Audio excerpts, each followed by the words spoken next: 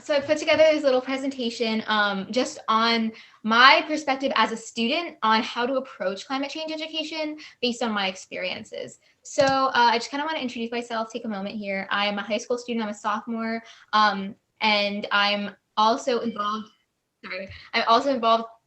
in a couple different movements. I'm the director of a content cohort at the Foreign Policy Youth Collaborative, which is basically a nonprofit, a 14s by teens nonprofit dedicated to bridging the gap between teenagers and in international politics, foreign policy, and international issues like the climate movement. I'm also part of the research team and partner of Climate Cardinals, which is an organization dedicated to education because so much climate information is in English. And so this is the translation, this focuses on translation of climate documents and climate information into other languages to increase accessibility of climate information. And then finally, I'm part of the EcoCircle International fellow, I'm a fellow of EcoCircle International. And it's taught me an incredible amount about the climate. I'll get into that later. Yeah.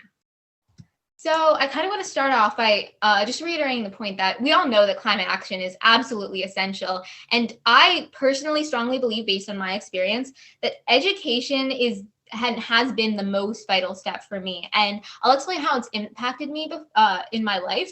But I just think that it's so important starting off in order to unite the world, in order to make substantial climate change mitigation effort, like to unite the world for that cause of mitigation, of prevention. We must educate as many people as possible because universal education will lead to climate action. And so that's why I strongly believe that education is so important, and it has been in my life. And I think a lot of students agree that the integration of climate information in education is really impactful on their view on the climate movement.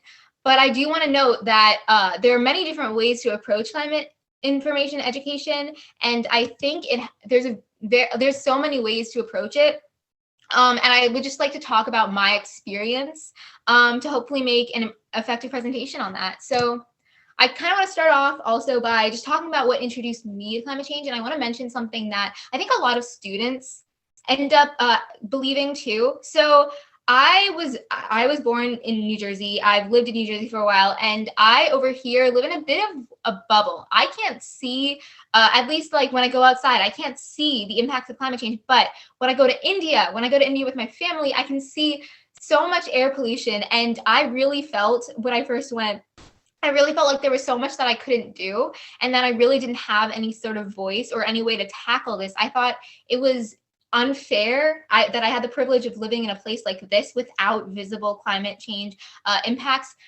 because I wasn't aware of them. I wasn't. And seeing people in developing countries who did, and I really wanted to fix this problem, but I did not know how. And this is, I think, a lot of students kind of hit this wall because the way that information is given to us about the climate movement, students that have the privilege of being educated about it typically are educated in a way where it's kind of like something like that's passive, something that we hear about, but we don't actually know about, but we don't actually actively try to fix. And so I think that's where I really hit a wall. And I was talking to my friend, and she said that the reason that she really hit this wall was because she felt like nobody was listening. It doesn't feel like anyone's listening anyway. She felt like there was nothing that she could do in order to work towards mitigation. There was no way that she can make a substantial impact. And this was really this stuck with me for a very long time. I think this was really the driving force to why I decided to join different organizations and try to get my voice heard as much as possible, to begin writing, to begin putting out all the information that I can, and helping people as much as I possibly could get access to information on the climate movement, which is really important to me now. Because there was this one specific example. I had a really great science teacher in 6th grade, and I think this is why education to me is so important, because my science teacher introduced me to this. It was an invention challenge by National Geographic and Spark Lab, and it was basically the premise of it was every year you have to invent something for something. And 2017, that year, I had to create an invention to help with climate change prevention. And this was so new to me because I'd only ever heard about it. I'd only ever heard like, oh, climate change is an issue, and there are people suffering, and so much is wrong with. There's so much to fix. but I never actively tried to work towards prevention.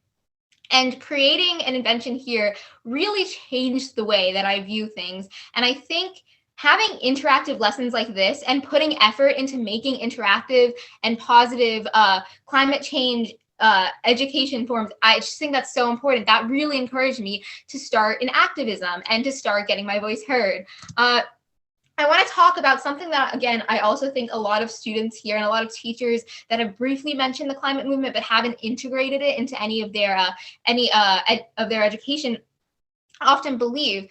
It's what I call the us in the future narrative, because students, kids, children, we all think that there are serious problems, but we don't know how to fix them because nobody's listening and we don't feel like we have a voice. So we think that the adults, the scientists, are going to solve this problem, but the scientists are saying that the children are going to solve the problem. And it's this continuous cycle of thinking, of separating yourself from the issue of climate change, of saying this is something that's going to impact us so much in the future. This is going to be a huge problem in the future. That kind of separates our own involvement. I think being there, viewing, seeing the impacts of climate change, being able to understand that this is now, that this future is actually right now, that this is impacting so many people, so many ecosystems, is so important. And the best way to be able to kind of internalize that important message in order to go into activism and environmentalism is through education. So, and I know we're kind of running out of time, but I do want to say just how should we approach environmental education is something that I think a lot of people have trouble with because there's so many different ways, but I think integrating it, and I just want to comment that how much I think that the Climate Action Academy's influence on integrating, I know Dan had a presentation on integration in math problems, which was so interesting to me, just because I think having, and also being there, visiting places, I just think everything was so interesting. Seeing how if you have this kind of exposure to the climate crisis, then you really understand it. And then you can kind of learn how it's something that's part of all of our lives. It's not an us thing. It's not a them thing.